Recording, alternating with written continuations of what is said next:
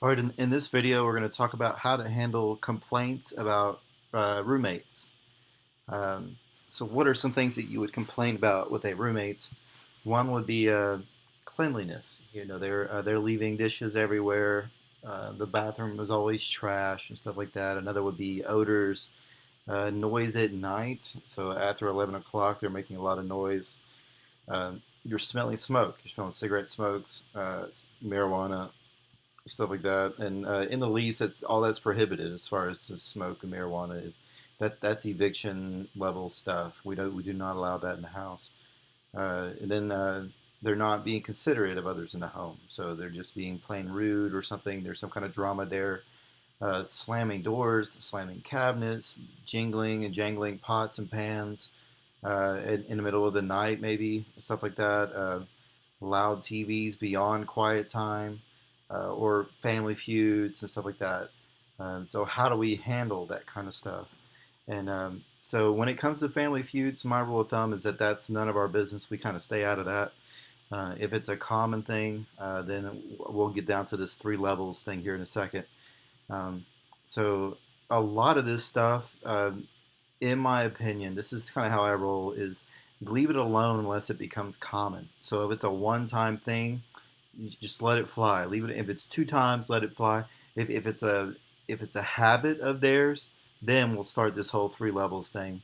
But if it's just a one or two times, the rule of thumb is just let it fly. Like we have a rule that whenever people come in the house, they take their shoes off, they switch to their house shoes, right?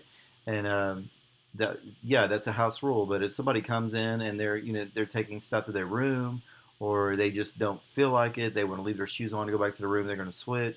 But it's not a common thing for them to wear shoes in the house. We let that kind of stuff fly. We're not you're not their parents. We're not.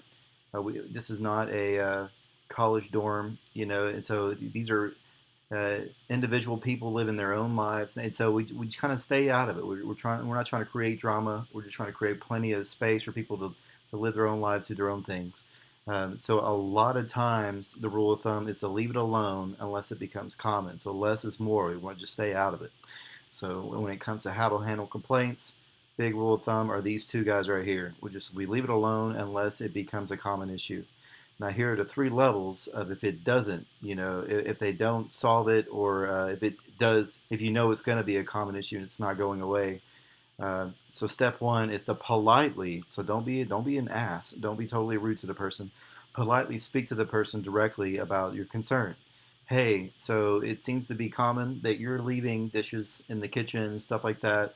Um, but it's a rule in the house that we don't have that, and we all want a clean kitchen. And it seems like 90% of the kitchen issues are from you in your room. Is that something you would consider working on? Just you'll have to think of a way to where it's from you in your own voice when you're speaking to these people. To how to be polite and to be civil, right? And so you want to keep it simple. And usually, when you approach a person one time, a lot of times the issue is covered.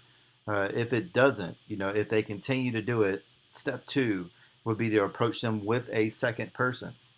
So you have a second person that's complaining as well. You both go and approach them at the same time. A lot of times, the pressure of having two people tell you that you have a problem that you need to fix.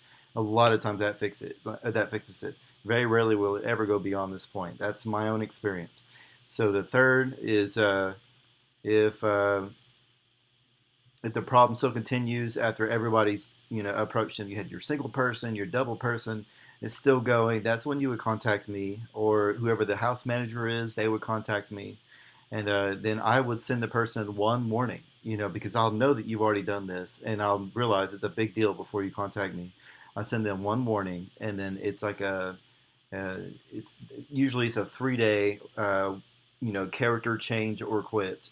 So it's like a version of an eviction, that if they don't comply, then we start the eviction process. Then they're forfeiting their deposit, and it can be very expensive once we start going down that road. So I have a feeling that they're going to fix their behavior if there's risk of it ever actually getting to the landlord. So now, if you're on the receiving end of this, and somebody comes to you and asks you to do things, and then they approach you with two people, know that it's a serious issue, that it's probably something you need to pay attention to. Because if it comes to me and then I approach you with it, I just give one warning. Just like, hey, so it's come to my attention that this is a habit of yours. That habit needs to be solved, or we're gonna have to take the next step.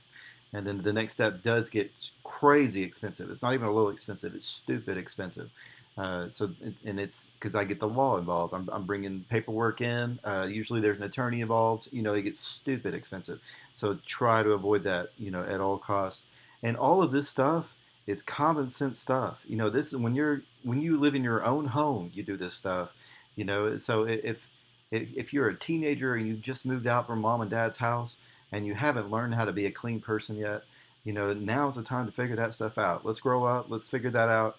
Let's be clean. Your room is your room. That doesn't have to be perfect, but there doesn't need to be any odors coming from your room. If other people could smell that you haven't washed your sheets, and stuff like that, if they can smell that stuff, that's a problem. That takes education. It takes maturity, growth.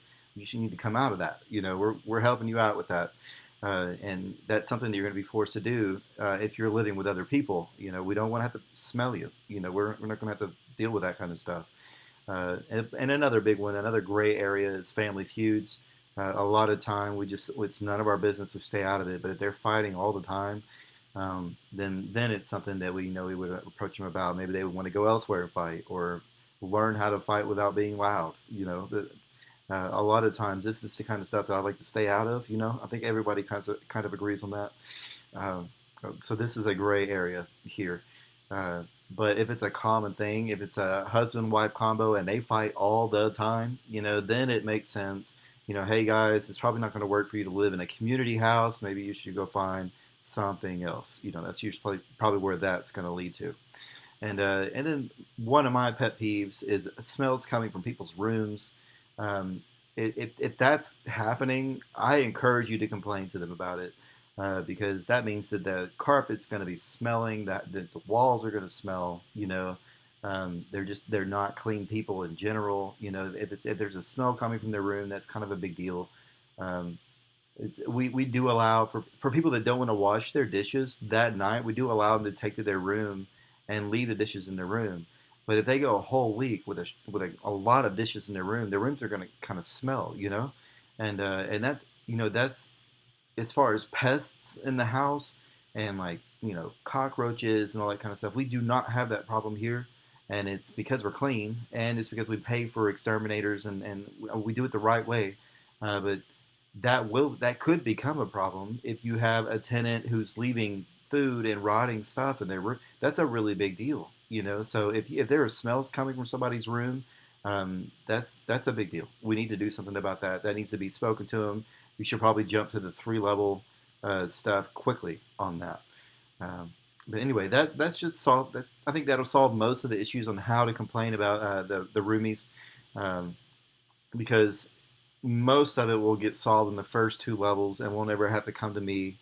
And then I think that everybody agrees that this is all stuff that we all want to be handled. This is just maturity level stuff. So I think that you agree. If you do agree, maybe like this video so other people can see that, hey, most people do agree that this is all stuff that should be common sense.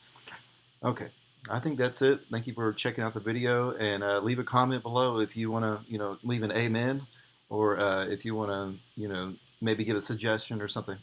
All right, take care.